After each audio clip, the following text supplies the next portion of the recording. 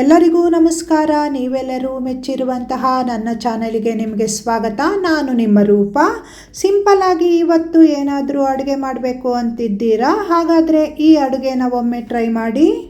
ಈ ಸಿಂಪಲ್ ರಸಂ ಮಾಡೋಕ್ಕೆ ಅರ್ಧ ಕಪ್ಪಿನಷ್ಟು ತೊಗರಿಬೇಳೆಗೆ 5 ಹಸಿಮೆಣಸು, 2 ಟೊಮೆಟೊ, ಅರ್ಧ ಸ್ಪೂನಿನಷ್ಟು ಅರಸಿನ ಪುಡಿ, ನೀರು ಹಾಕಿ ಮೆತ್ತಗೆ ಈ ರೀತಿ ಬೇಯಿಸಿ ತರಬೇಕು.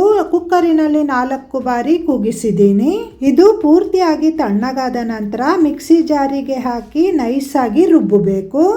ಈ ರೀತಿ ಎಲ್ಲವನ್ನು ರುಬ್ಬಿ ರಸಂ ಮಾಡೋದ್ರಿಂದ ರಸಂ ರುಚಿ ತುಂಬ ಚೆನ್ನಾಗಿರುತ್ತೆ. ರಸಂ ಮಾಡುವಂತಹ ಪಾತ್ರೆಗೆ 1 ಸ್ಪೂನಿನಷ್ಟು ಜೀರಿಗೆ ಹಾಕಿ, ಹಾಗೆ 1 ಸ್ಪೂನಿನಷ್ಟು ಕಾಳು ಮೆಣಸಿನ ಪುಡಿ, 1 ಗಡ್ಡೆಯಷ್ಟು ಸಿಪ್ಪೆ ತೆಗೆದಿರುವಂತಹ ಬೆಳ್ಳುಳ್ಳಿ ಹಾಕಿ ಈ ರೀತಿ ಜಜ್ಜಬೇಕು. ಕಾಳು ಮೆಣಸಿನ ಪುಡಿ ಇಲ್ಲದೇ ಇದ್ದರೆ ಕಾಳು ಮೆಣಸು ಬೇಕಾದರೂ ಹಾಕ್ಕೊಳ್ಳಬಹುದು. ನಂತರ ಈ ಪಾತ್ರೆನ ಸ್ಟವ್ ಮೇಲಿಟ್ಟು 1 ಸ್ಪೂನಿನಷ್ಟು ಎಣ್ಣೆ ಹಾಕಿ, ಎಣ್ಣೆ ಜಾಗದಲ್ಲಿ ತುಪ್ಪ ಬೇಕಾದರೂ ಹಾಕಬಹುದು. ಎಣ್ಣೆ ಹಾಕಿದ ನಂತರ ಇದನ್ನು ಚೆನ್ನಾಗಿ ಹುರಿಬೇಕು. ನೋಡಿ, ಈ ಎಲ್ಲ ಪದಾರ್ಥಗಳನ್ನು ಈ ರೀತಿ ಚೆನ್ನಾಗಿ ಹುರಿದ ನಂತರ ಇದಕ್ಕೆ ಸ್ವಲ್ಪ ಕರಿಬೇವನ್ನು ಸೇರಿಸ್ತಾ ಇದ್ದೀನಿ. ಕರಿಬೇವು ಹಾಕಿದ ನಂತರ ಇನ್ನೊಮ್ಮೆ ಇದನ್ನು ಚೆನ್ನಾಗಿ ಹುರಿಬೇಕು. ಬೆಳ್ಳುಳ್ಳಿ ಇಷ್ಟಪಡದೇ ಇರುವವರು ಬೆಳ್ಳುಳ್ಳಿನ ಬೇಕಾದರೆ ಸ್ಕಿಪ್ ಮಾಡಿಕೊಳ್ಳಬಹುದು. ನಂತರ ಇದಕ್ಕೆ ರುಬ್ಬಿರುವಂತಹ ತೊಗರಿಬೇಳೆ ಹಾಗೆ ನೀರನ್ನು ಸೇರಿಸ್ತಾ ಇದ್ದೀನಿ. ಮಿಕ್ಸಿ ಜಾರನ್ನು ಈ ರೀತಿ ಕ್ಲೀನಾಗಿ ತೊಳೆಸಿ ಆ ನೀರನ್ನು ಇಲ್ಲಿ ಸೇರಿಸ್ತಾ ಇದ್ದೀನಿ. ಸಾರಿನ ಹದ ನೋಡಿ ನೀವು ನೀರನ್ನು ಹಾಕಬೇಕಾಗುತ್ತೆ.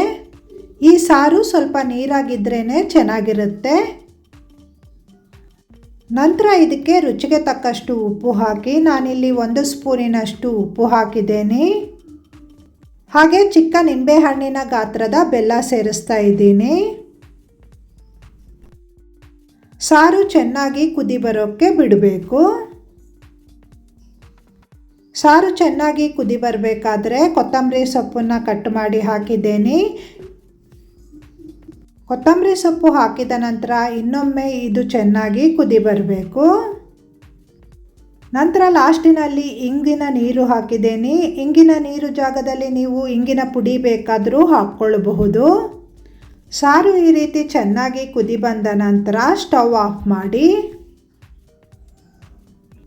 ಸ್ಟವ್ ಆಫ್ ಮಾಡಿದ ನಂತರ ಇದಕ್ಕೆ ನಿಂಬೆಹಣ್ಣಿನ ರಸ ಹಾಕಿ, ನಾನಿಲ್ಲಿ 1.5 ನಿಂಬೆಹಣ್ಣನ್ನು ತಗೊಂಡಿದ್ದೀನಿ.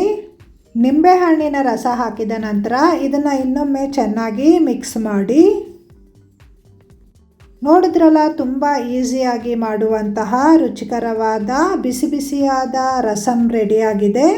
ಈ ರಸಂ ಅನ್ನದ ಜೊತೆ ತಿನ್ನಲಿಕ್ಕೆ ಸಖತ್ ರುಚಿಯಾಗಿರುತ್ತೆ. ಹಾಗೆ ಇಡ್ಲಿ ಮತ್ತು ಉದ್ದಿನ ವಡೆಗಂತೂ ಸೂಪರ್ ಆಗಿರುತ್ತೆ. ಅನ್ನಕ್ಕೆ ಬಿಸಿ ಬಿಸಿ ಸಾರು, ತುಪ್ಪ ಹಾಗೂ ಸಂಡಿಗೆ, ವಾವ್, ಸೂಪರ್ ಆಗಿರುತ್ತೆ ಅಲ್ವಾ? ನೀವು ಟ್ರೈ ಮಾಡಿ ನೋಡಿ ಹೇಗಾಗಿದೆ ಅಂತ ನನಗೆ ಕಮೆಂಟ್ ಮೂಲಕ ತಿಳಿಸಿ. ವಿಡಿಯೋಗೊಂದು ಲೈಕ್ ಮಾಡಿ, ಶೇರ್ ಮಾಡಿ. ವಿಡಿಯೋ ನೋಡಿದ ನಿಮಗೆಲ್ಲರಿಗೂ ಧನ್ಯವಾದಗಳು.